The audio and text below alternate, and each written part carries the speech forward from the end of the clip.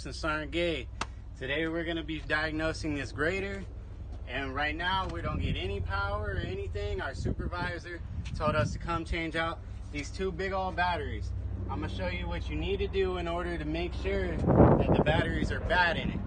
So first of all, we're going to check our terminals. We're going to make sure we're good. They're all the way up there, but we've already checked them to make sure they're good, they're not wiggly or anything like that. So as you can see, this is the location of those batteries, right?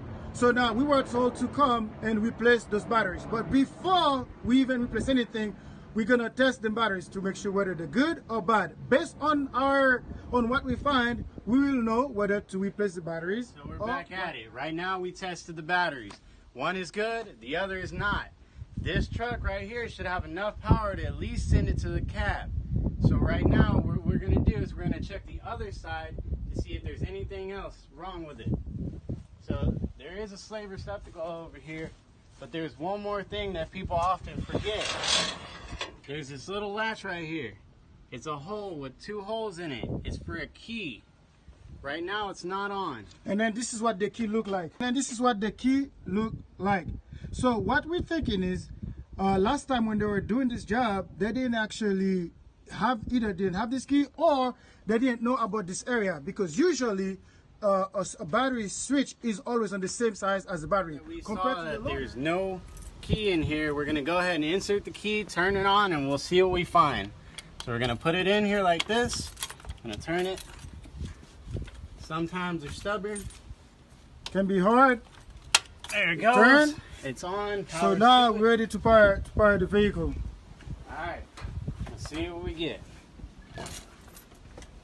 Sneak on in here. We'll see, fire up. We're getting power. So far we're getting power. We can hear something. You can hear it. Alright, now we're going to try to start it. See if she cranks. As you can see, the vehicle starts right up. So what we think is, last time when they come here to do the diagnosis, they probably did not know out here where was the problem. So we saw this, we didn't have to install the batteries, so we're gonna put them back. Alright, this is the length of the vehicle. As you can see, this is the opposite side of the battery. This is where we insert the key.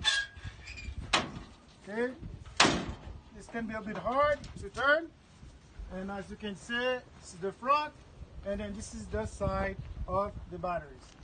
Okay, thank you.